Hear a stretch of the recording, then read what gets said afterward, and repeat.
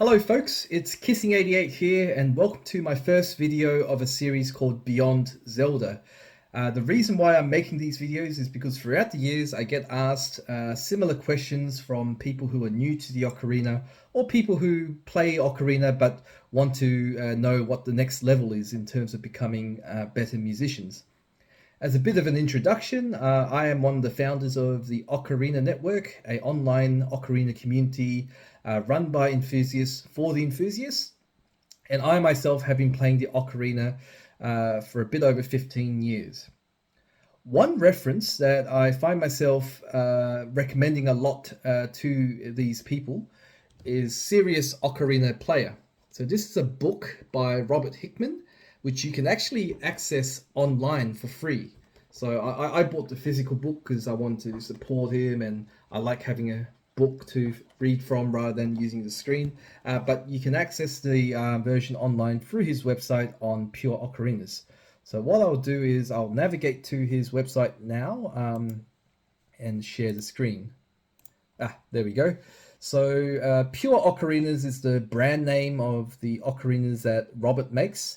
If you want to know what I think of Robert, he is like the mad scientist or mad artist of the ocarina community who constantly obsesses and is passionate about the pursuit of the best ocarina designs and how to play the ocarina as a musician. So he's a very wonderful contributor to sort of the ocarina knowledge and resources. And on his website, if you go to the Learning to Play section, so I should say, it will take you to resources, which is basically the same content that's contained in his book. So in this video, I'll just give you a quick overview of how comprehensive his guide is and what value it may bring to you as potentially a new ocarina player or someone who already plays some ocarinas but wants to know how to get to the next level. So he's got a basic section which covers what an ocarina is. He talks about the history of ocarinas, the types of ocarinas, and what type you should learn on. He spends a whole chapter talking about the design of ocarinas, so anatomy, how they work, ergonomics, fingering systems, breath curves, and tuning. He talks about Ocarina Choice. So the market today is flooded with poor quality instruments which are not worth your time and money. So hopefully this will give you a bit of a guide on which kinds of ocarinas to stick to. If you are in complete doubt, I would say the pure ocarinas themselves are excellent ocarinas to choose from. I've got an Alto C ocarina made by Robert on the way here, which I'm waiting for, and I think that's a really good ocarina to start on if you don't know where to go. He talks about playing your first music, so he covers the basics of music, an introduction to music theory, how to hold and play the ocarina in tune, how to practice, learning how to read the sheet music. So I know a lot of people have a bit of an aversion to sheet music, going, they see it as a bit of a barrier, but on that topic, I will say this, music is a language, and sheet music in a way is the written language of this language. So not knowing how sheet music works is sort of equivalent to not knowing how to read or write. So I think at least having the skill to interpret sheet music is quite valuable to becoming a better musician. He talks about playing the ocarina by ear. So that's actually the way I use most of the time, where you figure out how to play a song by knowing how it sounds in your head in your long-term memory and sort of translating that to how it works on the ocarina. There's music and the ocarina. There's how to make your music sound more musical. So he talks, so basically, as musicians, we should not just be regurgitating the notes of a song and going, yay, I can play that note. There are many techniques, there are many tools that you can use to make your sound more expressive and creative. So for example, A lot of beginner ocarina players got into the ocarina because they want to play Zelda songs or other video game songs. So what they will do is they'll look up tabs, they'll find some picture tabs or some basic notation, and they'll follow those notations to play the song. And this is what a lot of them end up sounding like.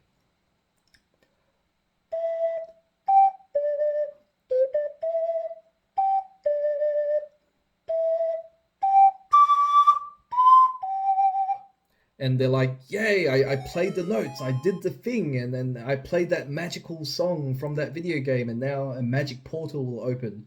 But if you equip yourselves with various articulation techniques and ornamentation and vibrato and all these sort of techniques that are mentioned on Robert's website, you can play something a bit more expressive.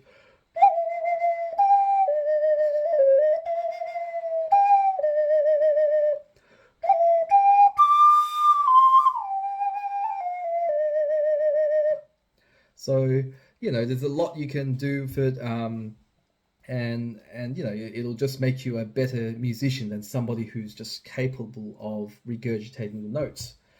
Then he covers multi-chambered ocarinas, so I think that helps to I guess cover a big sort of gap in the at least the English-speaking ocarina community where professional and formalized coursework or materials on how to play multi-chambered ocarinas.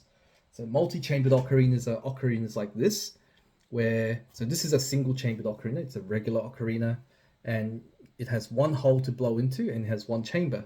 This is a multi-chamber, so this is a triple ocarina. It has three holes to blow into, and it's basically like three ocarinas mashed into one, and they play. It gives you a wider range of notes.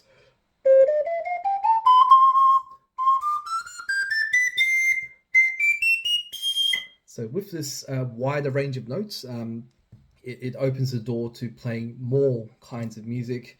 It gives you more options in playing in different keys and transpositions. But the fact of the matter is, there's not many sort of learning materials out there. So let's see what Robert has here. So he's got multi-chamber ocarinas and tunings, multi-chamber fingerings, how to hold a multi-chamber, blowing a multi-chamber, and chamber switching. So these are all sort of techniques which can be quite daunting to somebody who's never played a multi-chamber ocarina. I myself had to figure out a lot of these things the hard way. I had to because these resources were not available back in the time when I got my first multi-chambered ocarina. So I think that's certainly handy.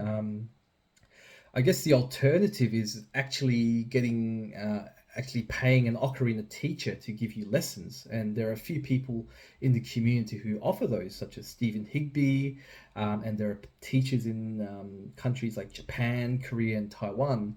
But as a hobbyist, maybe you prefer to be a self-taught musician, much like I am, and you don't have the time or you don't want to spend the money to do the lessons. So I wouldn't say the resources Robert has here are a substitute for lessons, but they certainly give you a framework and some theory to go by if you want to teach yourself on how to play. And he has a section on frequently asked questions, so all the sort of the many sort of common questions that come up, and he's got appendices on sort of more sort of I guess information about the ocarina. And he also has a section on exercises that you can practice and utilize to make yourself into a more complete musician. The thing I'll say about exercises is that they give you the root skills to become a better musician, and I'll highlight why. So for a lot of the for a big part of my ocarina journey, I learned to play the ocarina by mastering a song at a time. So I'll play a song, learn how to play it. Maybe I'll upload a recording on YouTube, and that would be one more song under my belt that I can say I can play, and it's part of my repertoire. And my repertoire will expand the more songs I'll learn. And through learning the songs, I might pick up on some techniques that are in those songs. But recently I joined a band, and in this band I play guitar, I play ukulele, I play bass guitar, I play drums, I do a bit of singing, and I also take my ocarina with me because there are parts like instrumental solo breaks where I do play the ocarina to fill in some parts. And what I found out in this environment, I need to be able to improvise on the fly on different keys. I need to be able to immediately sort of fit the ocarina into the music I'm playing.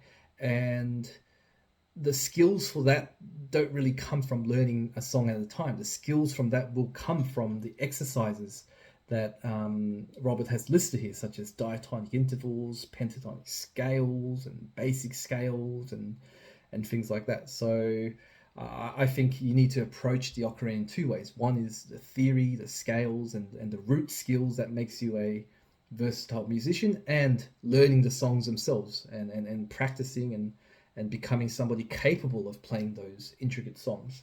So anyway, I hope this gives you a bit of an overview of the kinds of content that is covered by Serious Ocarina Player. And in subsequent videos, what I'll do is I will sort of pick a chapter. I'll go through the chapter, and we can have a discussion about uh, the topics that are here. I'll give a bit of my personal insight and how we can use this information effectively to become better musicians. And hopefully, by the end of the series, you would have come out of it having been entertained as well as learning. Certainly, I will learn from this experience as well, because I haven't actually read through start to finish, word for word, the whole guide. I'm getting into this book to improve myself as a musician as well, because I want to become better at improvising and then picking up tunes on the fly, as opposed to sitting down and having to take a long time to figure things out. Which is one of the goals of becoming a better musician, isn't it? We want to be able to freely improvise or freely just pick up songs on the fly without spending grueling hours grinding and figuring things out. Becoming a fluid and independent musician that can be thrown into any musical situation and adapt. So anyway, please let me know what you think about this sort of video series, this sort of, I guess, informal approach, and I'll catch you next time. And also do check out Pure Ocarinas and the resource that is Series Ocarina Player. If you hadn't known about it before, it's certainly one of the best materials to get started. He uses language that's concise and simple enough that even a caveman with zero musical instrument could make sense of it and hopefully play their first song on the ocarina.